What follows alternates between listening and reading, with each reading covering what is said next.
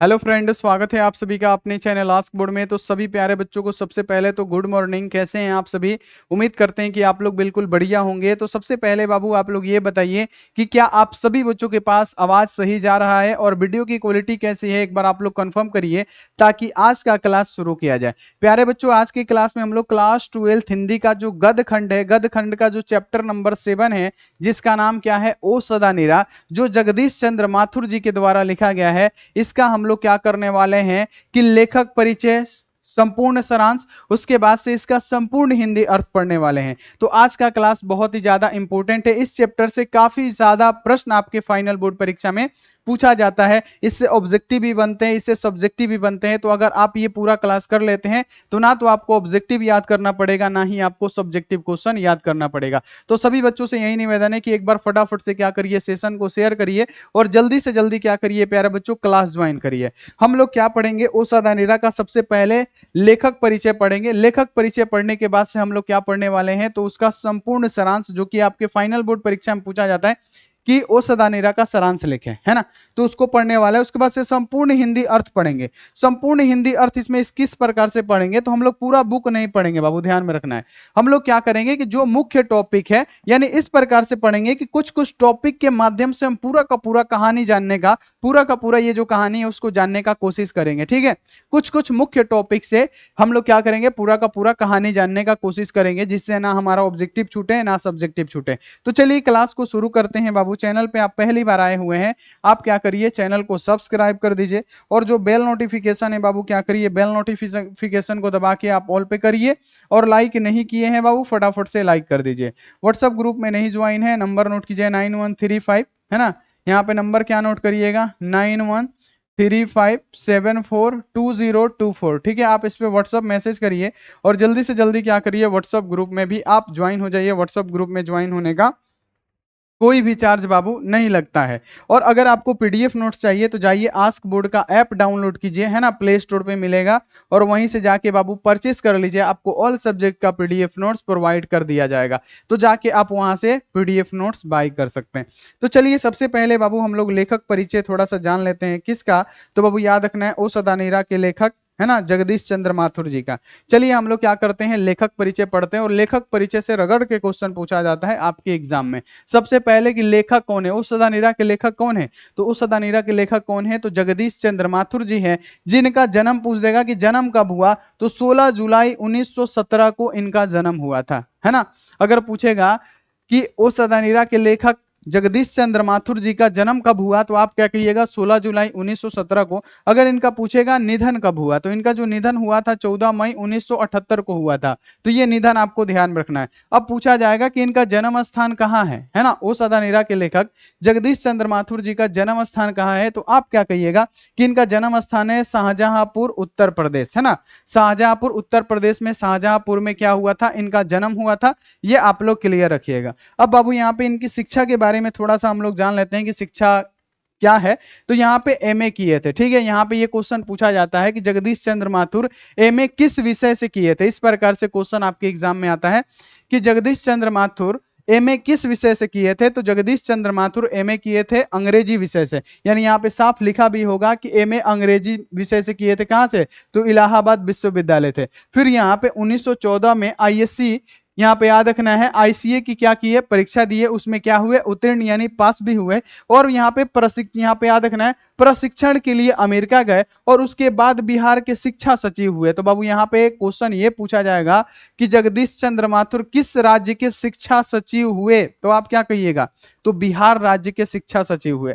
जगदीश चंद्र माथुर किस राज्य के शिक्षा सचिव हुए, तो बिहार राज्य के शिक्षा सचिव हुए। अब यहाँ पे थोड़ा सा देख लेते हैं इनके कार्यों के बारे में कि कार्य इन्होंने कहां कहां पे किया है। तो कार्य के बारे में, सन 1944 में बिहार के सुप्रसिद्ध सांस्कृतिक उत्सव वैशाली महोत्सव का बीजारोपण। ठीक है, यहाँ पे आपको ध्यान में रखना है कि 1944 में बिहार के यहाँ पे सुप्रसिद्ध संस्कृति वैशाली महोत्सव का बीजारोपण किसने किया? तो आप क्या कहिएगा, वैशाली महोत्सव का बीजारोपण किसने किया? जगदीश चंद्र माथुर ने किया। ये क्वेश्चन बहुत इंपॉर्टेंट है ना। और ऑल इंडिया रेडियो में यहाँ पे महानिदेशक रहे, ऑल इंडिया जो रेडियो है उसमें ये महानिदेशक के पद पे रहे। फिर यहाँ पे सूचना और प्रसारण मंत्रालय में हिंदी सलाहकार के पद पे भी इन्होंने क्या किया था? कार्य किया था। तो ये है इनका कार्य और ये आप लोग कार्य याद रखिएगा। अब आगे बढ़िए, अगला कि इनको सम्मान कौन कौन सा मिला था?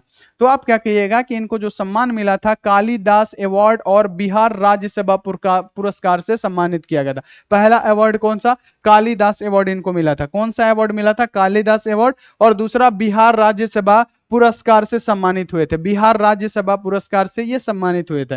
अब कृतियां इनका देख लीजिए, कृतियां कौन कौन सी है? 1936 में प्रथम एकांकी है ना, 1936 में प्रथम जो एकांकी है कौन सी है? मेरी बांसुरी है ना, का यहाँ पे मंचल व है ना, का मंचल व सर्वसती, का मंचल व सर्वसती में प्रकाशन है ना, याद रखना है, में प्रकाशन। और 5 यहाँ पे एकांकी नाटकों का संग्रह, 5 एकांकी नाटकों का संग्रह कौन सा है? भोर का तारा। ये रगड़ के क्वेश्चन पूछा गया है। कब प्रकाशित हुआ? 1946 में प्रकाशित हुआ। भोर का तारा क्या है? एकांकी है ना, एकांकी बाबू ये क्या 1946 में प्रकाशित हुआ। इसके बाद ओ मेरे सपने है ना, ओ मेरे सपने कब? तो 1950 में। ये भी क्वेश्चन पूछा गया है कि ओ मेरे सपने किसका लिखा हुआ है? जगदीश चंद्र माथुर जी का।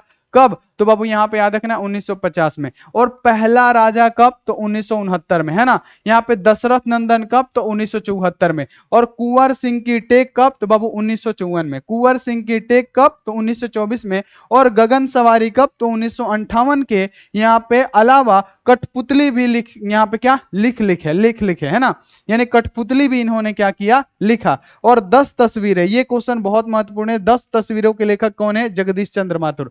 बाबू ये क्वेश्चन बहुत महत्वपूर्ण है। 10 तस्वीरें और यहाँ पे जिन्हों जीना जाना है ना, जिन्होंने जीना जाना, 10 तस्वीरें और जिन्होंने जीना जाना के चित्र यहाँ पे याद रखना है। मैं यहाँ पे चित्र, यहाँ पे क्या रेखा चित्र और सम्मरण है ना, यहाँ पे याद रखना है। और परंपराशील नाटक, ये बाबू याद रखना है 1960। इनकी समीक्षा दृष्टि का क्या है? परिचायक है ना। परंपराशील नाटक यहाँ पे 1960, ये याद रखिएगा, महत्वपूर्ण है। ठीक है, तो चलिए बाबू ये क्या है? इनका छोटा सा एगो क्या है? कवि परिचय है, लेखक परिचय है। अब हम लोग सारांश पढ़ने की कोशिश करेंगे, जो कि एग्जाम में आता है कि सारांश क्या है। तो हम लोग पढ़ेंगे कि जगदीश चंद्र माथुर ने ओ सदा निराश शीर्षक निबंध के माध्यम से गंडक नदी को आधार बनाकर उसके किनारे बसने वाले लोगों की संस्कृति, रहन सहन और जीवन की उत्कृष्ट झांकी प्रस्तुत की है।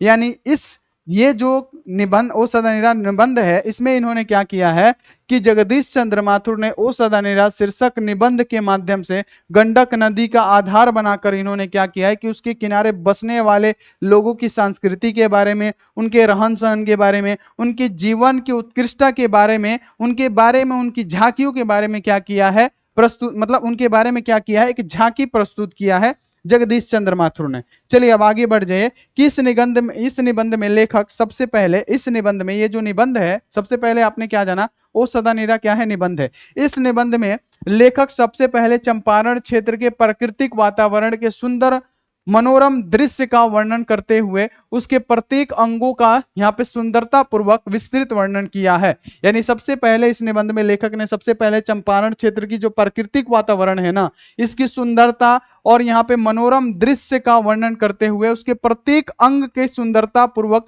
विस्तृत वर्णन किया और बहुत अच्छी तरीकों से उसको क्या किया है? इन्होंने यहाँ पे वर्णन किया हुआ है ना। लेखक इस प्रकार लिखते हैं कि नदियों में बाढ़ आने का कारण मनुष्य का क्या है? स्वार्थ होना है। कि ये जो सन 62 में क्या हुआ था?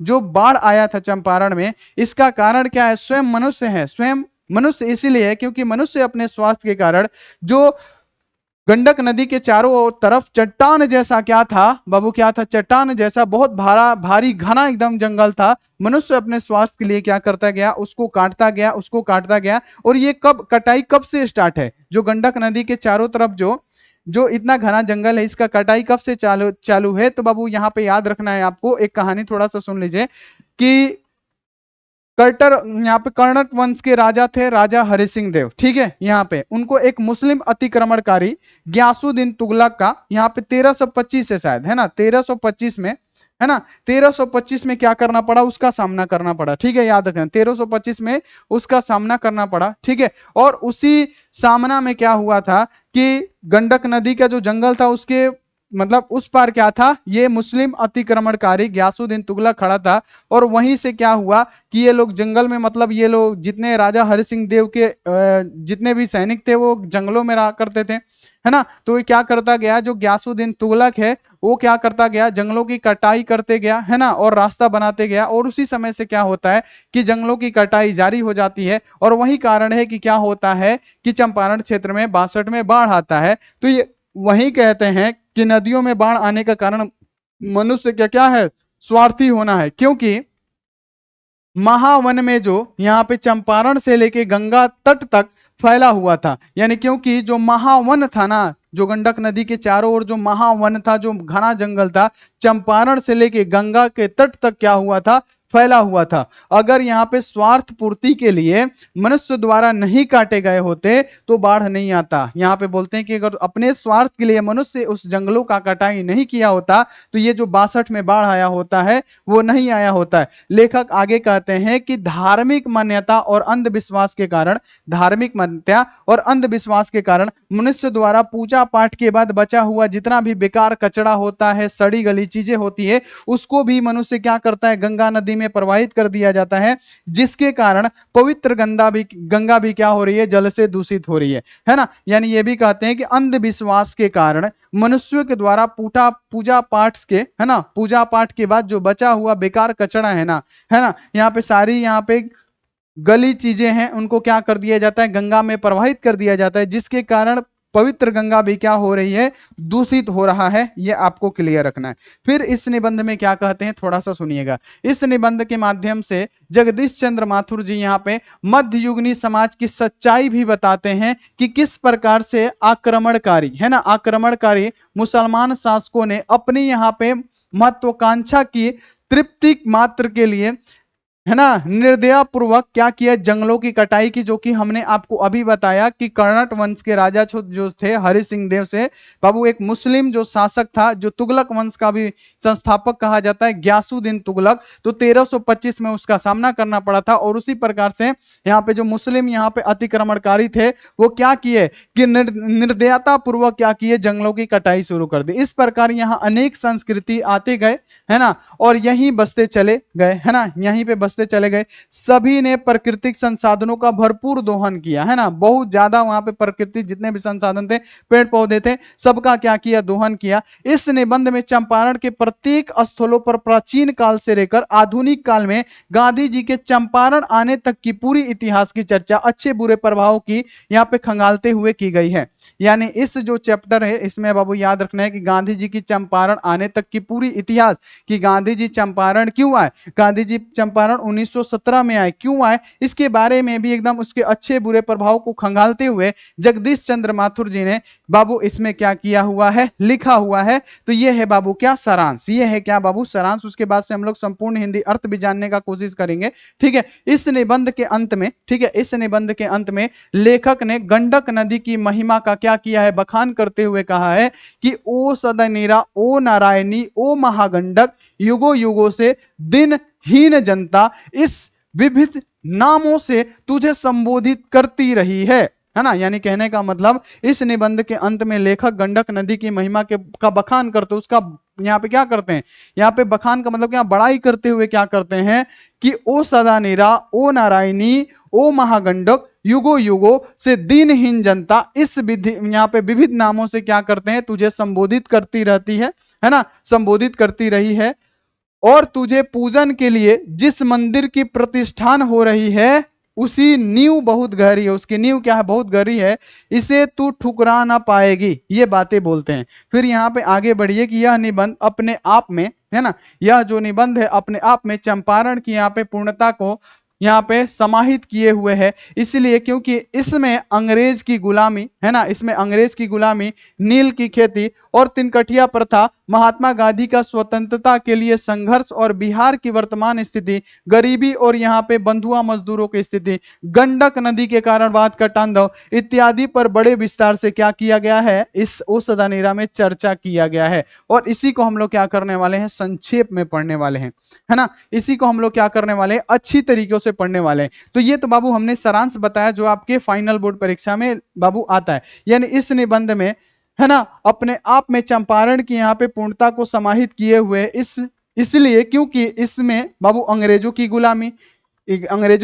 की भी चर्चा है, नील की खेती की भी चर्चा है, तिनकठिया प्रथा का भी है, महात्मा गांधी जी की स्वतंत्रता के लिए संघर्ष की भी चर्चा है, और बिहार के वर्तमान स्थिति, गरीबी और बंधुआ मजदूर की स्थिति, गंडक नदी के कारण बाढ़ का जो तांडव हुआ था, इस पे भी बड़ा विस्तार से क्या किया है, जगदीश चंद्र माथुर ने चर्चा किया हुआ है।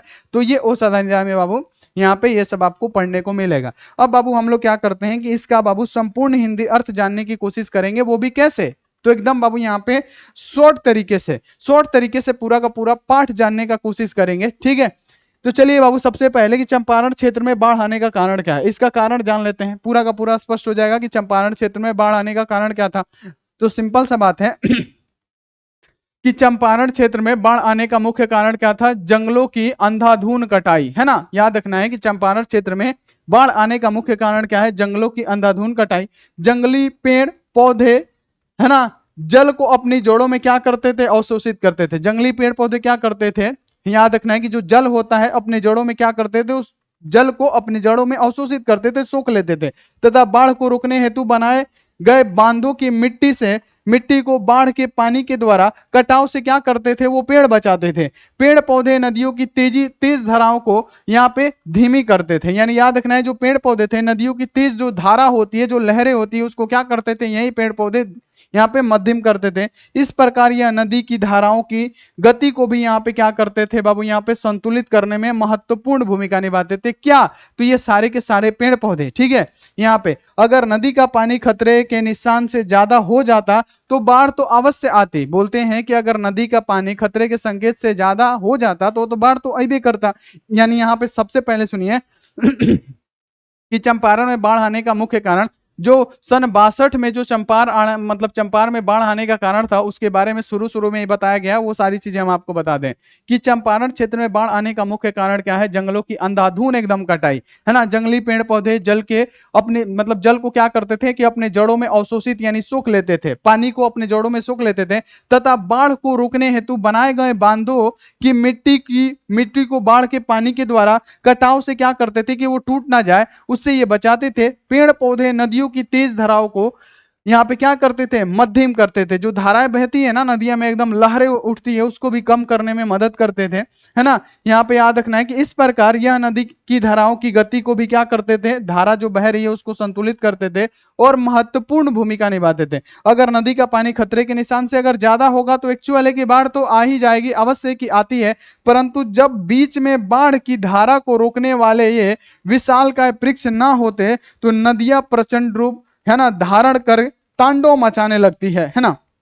अगर ये वृक्ष नहीं होते तो ये क्या होता, तांडव मचाने लगती। वृक्ष उस बाढ़ की रूप की तांडव को रोकने के लिए सहायक होती है। उस तांडव, यानी यहाँ पे याद रखना है कि वृक्ष जो है उस बाढ़ का जो तांडव है उसको रोकने में क्या होती है, सहायक होती है, ध्यान में रखना है। और वर्तमान समय में, है ना, और यहाँ पे बोला गया है कि वर्तमान समय में चंपारण में वृक्षों को काटकर कृषि योग्य यहाँ पे समतल भूमि बना दी गई है। यानी उन जहां जहां भी वृक्ष थे उसको काट के एकदम समतल जमीन बना के वहां पे क्या किया जा रहा है, कृषि किया जा रहा है ना, भूमि बना दी गई है। अब बाढ़ को रोकने वाला विशाल का वृक्ष क्या है, नहीं है। पहले वृक्ष था तो वृक्ष क्या करता था कि जितने भी जल थे, है ना, बाढ़ का जो जल थे उसको क्या करता था कि अपने जड़ों में अवशोषित यानी सोख लेता था, और जो भी धाराएं होती थी उन धाराओं को क्या करता था, कम करता था, उसको संतुलित करता था। अब क्या कर दिया गया है कि मनुष्य अपने स्वार्थ के लिए क्या कर दिया है, सारे के सारे पेड़ को काट दिया है और वो कृषि के योग्य बना दिया है ना, समतल जमीन कर दिया है,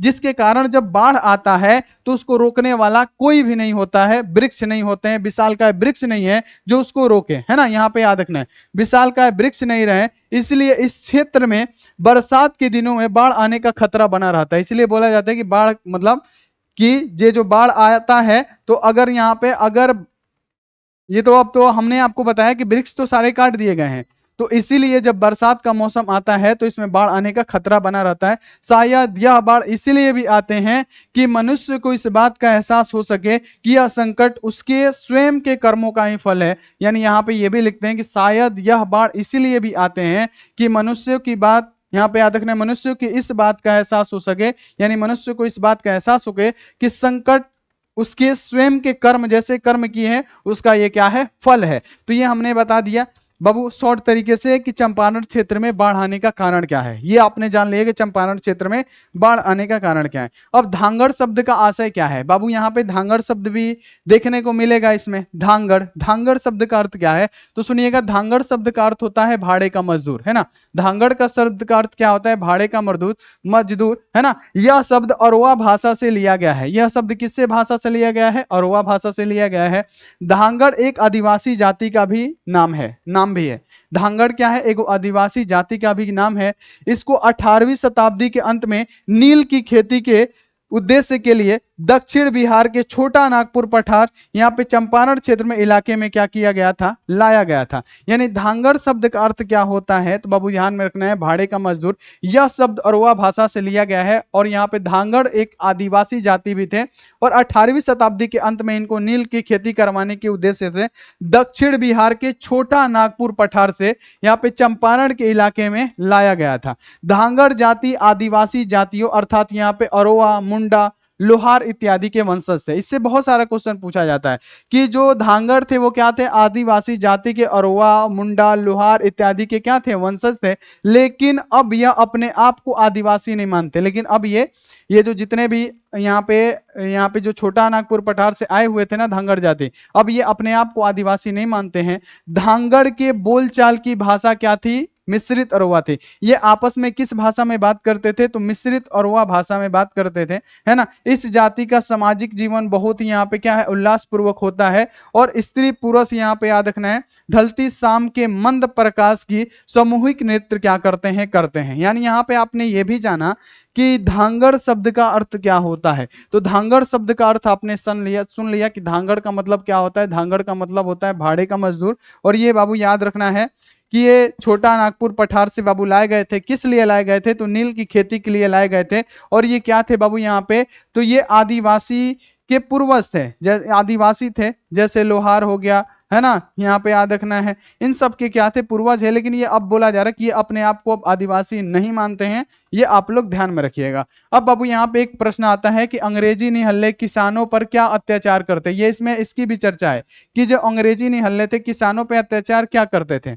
ये इसमें ये भी टॉपिक है। इस टॉपिक को भी हम लोग समझते हैं कि अंग्रेजी निहल्ले किसानों पर कई प्रकार के अत्याचार किया करते थे। जैसे कि किसानों से जबरदस्ती नील की खेती करवाना, है ना। यानी क्या करते थे, बहुत सारे किसानों पे अत्याचार करते थे। जैसे बाबू जबरदस्ती नील की खेती करवाना, हर 20 कट्ठा जमीन में 3 कट्ठा जमीन पर नील की खेती करवाना, है ना, जिसे तीन कठिया प्रथा के भी नाम से जाना जाता है। यानी याद रखना है तीन कठिया प्रथा क्या है, तो तीन कठिया प्रथा एगो अंग्रेजों के द्वारा, निहल्ले अंग्रेजों के द्वारा एगो भारतीय लोगों पे क्या किया जाता था, अत्याचार किया जाता था कि अगर आपके पास 20 कट्ठा जमीन है तो उस 20 कट्ठा में से 3 कट्ठा जमीन पे आपको क्या करना है, नील की खेती करना है। और जिस जमीन पे नील की खेती हो जाती है, 1 से 2 बार खेती हो जाती है ना, तो वो नील की खेती मतलब अगर हो गई तो वो जमीनें क्या हो जाती थी, बंजर हो जाती थी। और उस समय नील का बहुत मतलब क्या, उस समय नील का बहुत मतलब उपयोग था। अंग्रेजों क्या करते थे, अंग्रेज यहाँ पे क्या करते थे, अपने यहाँ पे कपड़े उपड़े को क्या करते थे, नील में वहां पे क्या करते थे बाबू, यहाँ पे रंगीन करते थे। यानी कहने का मतलब क्या, अंग्रेजी निहल्ले किसान, है ना, किसानों पर कई प्रकार के अत्याचार किया करते थे। जैसे किसानों से जबरदस्ती नील की खेती करवाने, है ना, हर 20 कट्ठा जमीन में 3 कट्ठा जमीन पे क्या नील की खेती कराने के लिए यहाँ पे बाध्यता, है ना, जिसे 3 कठिया प्रथा के भी नाम से जाना जाता है। जिस भूमि में नील की खेती हो जाती थी उसकी उर्वरा शक्ति पूर्णतः समाप्त हो जाती थी। हमने अभी तो ये बताया कि जिस जमीन पे 1 से 2 बार नील की खेती हो गई उसको क्या होगा, वो बंजर हो जाती थी, उर्वरा शक्ति समाप्त हो जाती थी और यह भूमि क्या हो जाती थी, बंजर हो जाती थी, है ना। यहाँ पे केमिकल से बने हुए रंगों के आविष्कार होने के बाद 3 कठिया प्रथा से मुक्ति पाने के लिए किसानों की मोटी रकम अंग्रेजी ठेकेदार को देना पड़ता था, है ना। जिस रास्ते पर अंग्रेजों की गाड़ी जाती थी उस पर भारतीय अपने जानवर तक नहीं ले जा सकते थे। यानी जिस रास्ते से अंग्रेजों की गाड़ी जाती थी ना, उस पर भारतीय अपने जानवर तक को नहीं ले जा सकते थे, है ना। अंग्रेज अधिकारियों के यहाँ कोई भी कार्यक्रम होता तो सारा खर्चा रियायत का ही देना पड़ता। यानी जितने भी लोग थे वो क्या करते, इकट्ठा करते, और जो अंग्रेजों के घर कोई भी यहाँ पे पार्टी वोटी हो, फंक्शन हो, तो सारा का सारा खर्चा क्या करना पड़ता, इन लोगों को ही, रियायत को ही देना पड़ता। ठीक है, तो ये क्या करते थे, अंग्रेजी निहल्ले क्या करते थे, किसानों पे ये अत्याचार करते थे। ठीक है, ये भी आपने जान लिया। शॉर्ट तरीके से हम इसका पूरा का पूरा संपूर्ण हिंदी अर्थ जानने वाले हैं। अब बाबू यहाँ पे क्या कि चंपारण में शिक्षा की व्यवस्था के लिए गांधी जी ने क्या किया, चंपारण में शिक्षा व्यवस्था के लिए गांधी जी ने आखिर क्या क्या किया। तो यहाँ पे याद रखना है कि चंपारण में शिक्षा व्यवस्था के लिए गांधी जी ने कई महत्वपूर्ण काम किए। वे ऐसा सोचते थे कि ग्रामीण बच्चों की शिक्षा की व्यवस्था किए बिना सिर्फ आर्थिक समस्या को सुलझा लेना ही विकास नहीं हो सकता। यानी गांधी जी का सोच देखिए कितना जबरदस्त था कि चंपारण में शिक्षा व्यवस्था के लिए गांधी जी ने कई महत्वपूर्ण काम किए। वे ऐसा सोचते थे, उनके दिमाग में ऐसा सोच था कि जितने भी गांव के बच्चे हैं उनकी शिक्षा की व्यवस्था किए बिना सिर्फ उनको आर्थिक समस्याओं का यहाँ आर्थिक समस्या सुलझा लेना ये विकास नहीं है, कि उनकी शिक्षा के बारे में ना सोचें, उनकी आर्थिक जो समस्या है उसका हल कर दे, ये विकास में शामिल नहीं है, ये विकास नहीं हो सकता। इसी बात को ध्यान में रखते हुए उन्होंने चंपारण के 3 गांव में आश्रम विद्यालय स्थापित किया।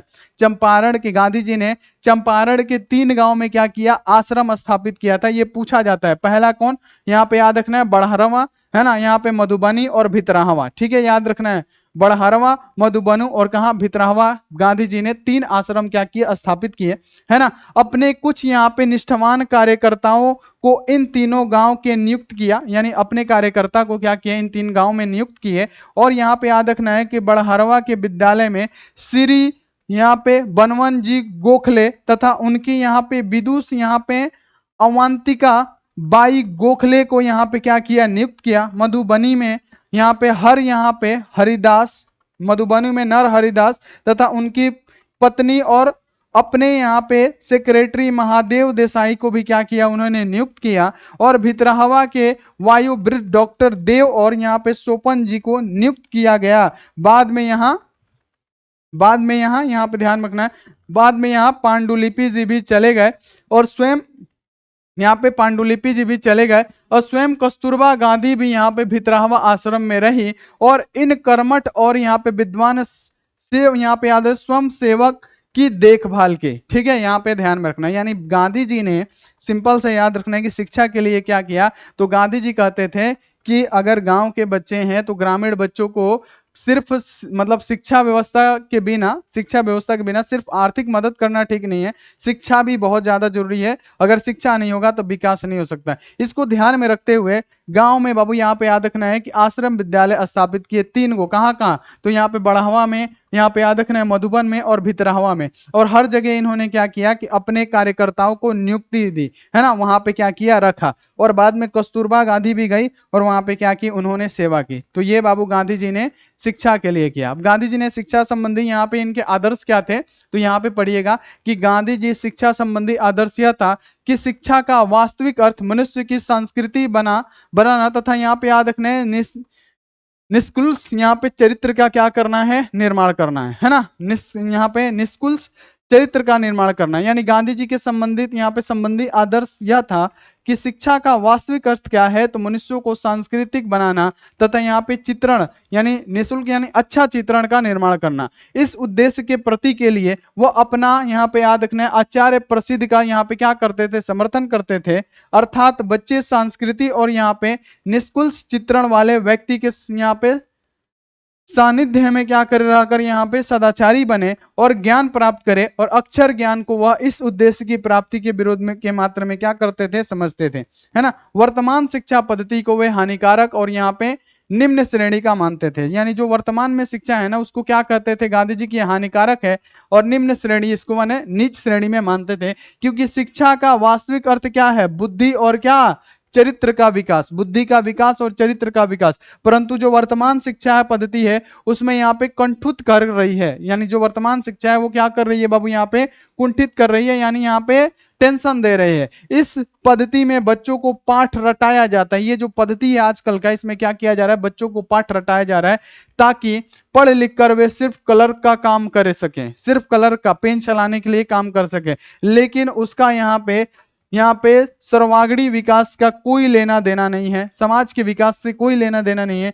वे जीविका यहाँ पे याद रखना है, पार्जन के लिए साधन सीखने के इच्छुक बच्चों के लिए औद्योगिक शिक्षा के पक्षधर थे, है ना। ऐसा नहीं कि हमारे यहाँ पे परंपरागत व्यवसाय में कोई खोट हो, बल्कि होना यह चाहिए कि हम उन्नत ज्ञान प्राप्त कर उसका उपयोग अपने पेशे और जीवन की परिष्कृति करने में करें। तो ये था बाबू गांधी जी का शिक्षा पे विचार। ठीक है, अब यहाँ पे आता है कि पांडुलिपि जी कौन थे, है ना। अब आता है कि पांडुलिपि जी कौन थे, तो बाबू याद रखना है पांडुलिपि जी भितरहवा आश्रम विद्यालय के क्या थे, शिक्षक थे। तो बाबू ये क्वेश्चन पूछा जाएगा, पांडुलिपि जी किस आश्रम के शिक्षक थे, तो भितरहवा आश्रम विद्यालय के क्या थे, शिक्षक थे। पांडुलिपि जी का महात्मा गांधी ने भितरहवा में रहकर बच्चों को पढ़ाने के लिए भेजा था, यानी पांडुलिपि जी को कौन भेजे थे, तो गांधी जी भितरहवा में रहकर बच्चों को पढ़ाने के लिए भेजा था। गांधी जी ने उन्हें यहाँ पे बेलगांव से सन 1917 में बुलाया था। गांधी जी ने कहां से बुलाया था, बेलगांव से 1917 में बुलाया था। उन्होंने दूसरा यहाँ पे महत्वपूर्ण कार्य यह सौंपा गया था, उन्हें दूसरा यह महत्वपूर्ण काम सौंपा गया था कि गांव वाले के दिल से भय दूर करना, यानी गांव वालों के जो दिल में डर है ना, इस डर को क्या करना है, दूर करना है। उन्हें ग्रामवासियों के हृदय में नई आशा तथा सुरक्षा की भावना क्या करना है, जागृत करना है, यानी जगाना है। पहले एक नियम था कि जब अंग्रेज अधिकारी आए तो यहाँ पे गृह स्वामी उसके घोड़े की यहाँ पे लगाम पकड़े। पहले का ये बाबू यहाँ पे याद रखना है कि जब अंग्रेज अधिकारी, यहाँ पे नियम ये था कि अगर अंग्रेज अधिकारी आता था ना, तो गृह स्वामी यानी घर के जो यहाँ पे मतलब जो स्वामी है, घर के जो मेन आदमी है, वो क्या करेंगे, उसके घोड़े की क्या करेंगे, लगाम पकड़ेंगे। एक दिन एक अंग्रेज जो बहुत अत्याचारी था आया, तो पांडुलिपि जी ने कहा, एक जो अंग्रेज था जो बहुत अत्याचारी था, एक दिन आया तो पांडुलिपि जी ने क्या नहीं, है ना। पांडुलिपि जी ने क्या कहा, यहाँ पे याद रखना है, पांडुलिपि जी ने कहा नहीं, हम नहीं पकड़ेंगे, है ना। आना है तो मेरे कक्षा में आओ, मैं लगाम पकड़ने नहीं जाऊंगा, है ना। पांडुलिपि जी ने गांधी जी से मतलब सीखी निर्भरता गांव वालों को दी, है ना। यही निर्भरता यहाँ पे चंपारण अभियान की सबसे बड़ी देन है। पांडुलिपि जी गांधी जी की आदर्शों का सच्चे दिल से मानने वाले बड़े ही निर्भय और यहाँ पे कर्तव्यनिष्ठ पुरुष थे। वे लगभग 1 साल तक यहाँ रह सके, है ना, यानी 1 ही साल तक भितरहा में रहे। अंग्रेजी सरकार ने उन्हें जिले से निलंबित कर दिया, लेकिन फिर भी वह हर 2-3 साल में अपने पुराने स्थान को देखने अवश्य आ जाते थे, है ना। लेखक की मुलाकात स्वयं से पांडुलिपि जी से भितरहवा आश्रम में हुई। वह उसके यहाँ पे क्या थे, व्यक्तित्व की काफी प्रभावित थे, यानी यहाँ पे क्या किए थे, मिले थे कौन, तो यहाँ पे जगदीश चंद्र माथुर जी। किससे, तो यहाँ पे याद रखना है पांडुलिपि जी से। जब मिले थे तो वो क्या हुए थे, प्रभावित हुए थे, यानी याद रख लेना है इसमें क्या बोला गया है। पांडुलिपि जी कौन थे, तो जब बाबू यहाँ पे याद रखना है कि पांडुलिपि जी को भितरहवा में गांधी जी ने क्या कहा था, आश्रम में पढ़ाने के लिए भेजा था। तो वहां पे अंग्रेज जो थे, अंग्रेज जब आते थे ना, तो घर के जो यहाँ पे जो मान लेते हैं घर का जो मेन आदमी होता है ना, स्वामी जो होता है, वो क्या करेगा कि जो जिस घोड़े से आएंगे उस घोड़े का लगाम पकड़ेगा, ठीक है। लेकिन एक दिन जब एक जो अंग्रेज था जो बहुत ज्यादा मतलब जो बहुत ज्यादा क्या था, जितना मतलब क्या था, थोड़ा सा बदमाश टाइप का था, ठीक है। जब वो आया तो पांडुलिपि जी से कहा पकड़ने के लिए, तो पांडुलिपि जी ने क्या किया, वो नहीं पकड़ा, ठीक है। तो ये आप लोगों को क्लियर रखना है। तो ये हम लोग थोड़े से में क्या करें कि पूरा का पूरा हमने कहानी जान लिया कि किस प्रकार से बाढ़ आया, गांधी जी की शिक्षा के लिए उन्होंने क्या किया, 3 आश्रम बनाए, ये सारी चीजें हम लोगों ने क्या किया, बहुत अच्छी तरीके से पढ़ा, ठीक है। तो बाबू यहाँ पे क्या होता है, ये क्लास हमारा समाप्त हो जाता है। तो जितने भी सारे बच्चे हैं क्या करिए, फटाफट से, अगर क्लास अच्छा लगा हो तो फटाफट से आप लोग क्लास को लाइक करिए, और बाबू वीडियो को यहाँ पे लाइक करके चैनल को सब्सक्राइब जरूर करिएगा। मिलते हैं ऐसी अगली क्लास में। आप लोग अपना ध्यान रखिए और मन लगा के पढ़ाई करिए। Take care and bye.